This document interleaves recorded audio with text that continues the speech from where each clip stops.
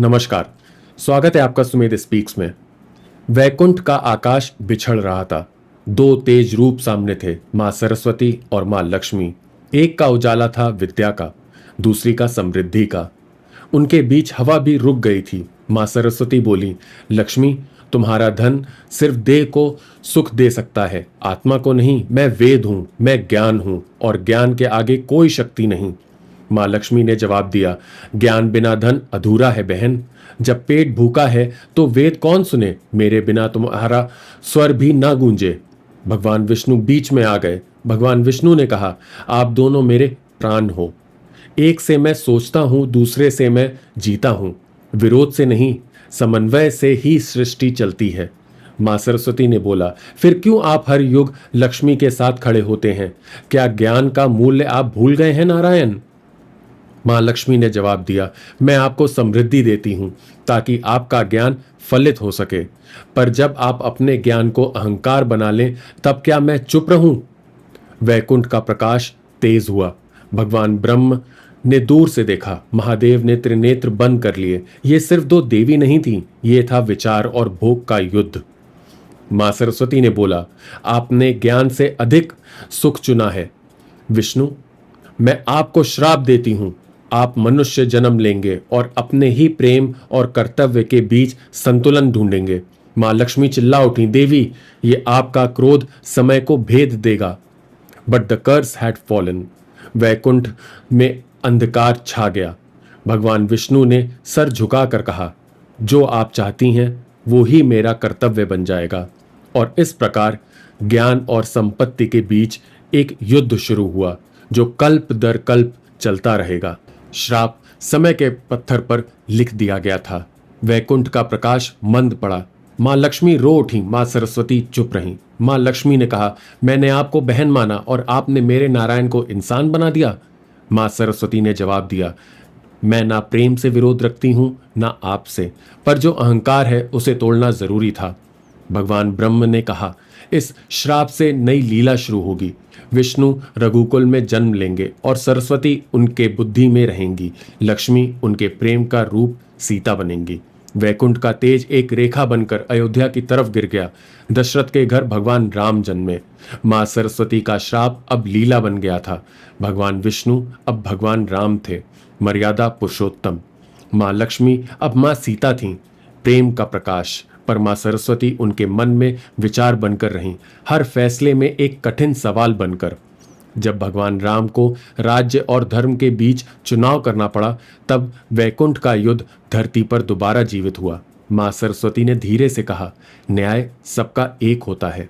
आप राजा हो, आपको उदाहरण बनना होगा। मां सीता ने धीरे से बोला, पर न्याय के नाम पर प्रेम को त्यागना अधर्म है। भगवान राम अंदर ही अंदर बिखर रहे थे। ज्ञान और करुणा का युद्ध उनके अंदर चल रहा था। अयोध्या में उत्सव के बीच एक सन्नाटा था। प्रजा के शब्द बन गए थे मां सरस्वती के वचन, जो भगवान राम के मन में गूंज रहे थे। भगवान राम ने कहा, राजधर्म कहता है कि राजा अपने लोगों का विश्वास बनाए रखे। अगर सीता पर आंच आए तो मैं चुप कैसे रहूं? मां सीता बोली, मैं आपका विश्वास थी रघुनंदन, आपने उसे लोक के विश्वास के आगे क्यों रखा? मां सरस्वती के शब्द भगवान राम के हृदय में गांठ बन गए। उन्होंने मां सीता को वनवास भेज दिया।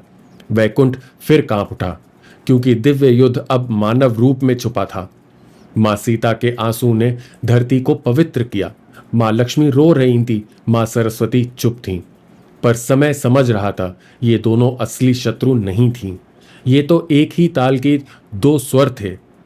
मां लक्ष्मी ने रोते हुए मां सरस्वती से कहा, देखो, आपके श्राप का परिणाम, प्रेम तोड़ दिया आपने। मां सरस्वती ने कहा, प्रेम कभी नष्ट नहीं होता, उससे सिर्फ समय बदल देता है।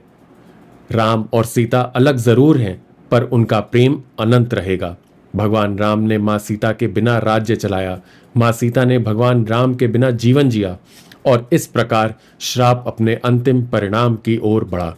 वाल्मीकि आश्रम में मां सीता ने जब लव और कुश को भगवान राम के सामने भेजा, तब मां लक्ष्मी और मां सरस्वती फिर एक हो रही थी।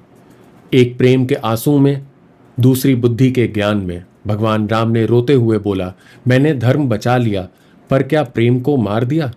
मां सरस्वती ने धीरे से बोला, प्रेम कभी मरता नहीं। आप बस सीख रहे हैं कि ज्ञान बिना दया अधूरी है। मां सरस्वती ने भगवान राम के मन से अहंकार मिटा दिया। भगवान राम ने आसमान की ओर देखते हुए कहा, हे मां सरस्वती, मैं समझ गया। ज्ञान तभी पवित्र है जब वो प्रेम से बंधा है, और प्रेम तभी अमर है जब वो विवेक से निकले। देवियां फिर से एक दूसरे के सामने आई। मां लक्ष्मी ने कहा, मैं आपको दोष नहीं देती, प्रेम ने मुझे दया सिखाई। मां सरस्वती ने बोला, और आपके दुख ने मुझे विनम्रता सिखाई। इस बार उनके बीच ना विवाद था, ना अहंकार, सिर्फ समझ थी कि सृष्टि तब पूर्ण है जब ज्ञान और सुख एक साथ चले। वैकुंठ फिर से उज्जवलित था। मां सरस्वती और मां लक्ष्मी सिंहासन के दो पक्ष पर बैठी थीं। भगवान विष्णु बीच में मुस्कुरा रहे थे। भगवान विष्णु ने कहा, युद्ध सिर्फ तब होता है जब आप दोनों अपनी शक्ति को अलग मानती हो, पर जब आप एक हो जाती हो तब मैं पूर्ण बन जाता हूं। मां सरस्वती ने कहा, ज्ञान प्रेम के बिना निर्दयी हो जाता है। मां लक्ष्मी ने कहा, प्रेम ज्ञान के बिना अंधा। भगवान विष्णु बोले, दोनों एक हो तो सृष्टि दिव्य। और ये ही सीख है। हर इंसान के अंदर मां लक्ष्मी भी है और मां सरस्वती भी। एक आपको सुख देती है, दूसरी समझ, पर जब आप सिर्फ एक को पकड़ लेते हैं तो अंदर युद्ध शुरू हो जाता है। जब आप कमाते हैं पर सीखते नहीं, मां लक्ष्मी व्यक्ति को अंधा बनाती हैं। जब आप सीखते हैं पर दया नहीं रखते, मां सरस्वती अहंकार बन जाती हैं। संतुलन तब आता है जब आप दोनों को समझें। ज्ञान से काम, धन से दान करें और प्रेम से जिएं। हर घर में एक भगवान राम हैं, हर दिल में एक मां सीता, और उनके अंदर ये ही युद्ध चलता है, कर्तव्य और करुणा का, विवेक और प्रेम का। याद रखिएगा, ये युद्ध कभी खत्म नहीं होता, पर जिस दिन आप अंदर के भगवान राम को संतुलित कर लेते हैं, उस दिन आप वैकुंठ को छू लेते हैं। और इस प्रकार ज्ञान और संपत्ति का युद्ध समापन होता है। सिर्फ इसलिए ताकि हम समझें, देवियां कभी लड़ती नहीं, वो सिर्फ हमें अपने अंदर का संतुलन दिखाती हैं।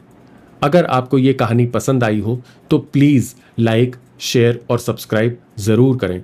जय महादेव, जय श्री राम।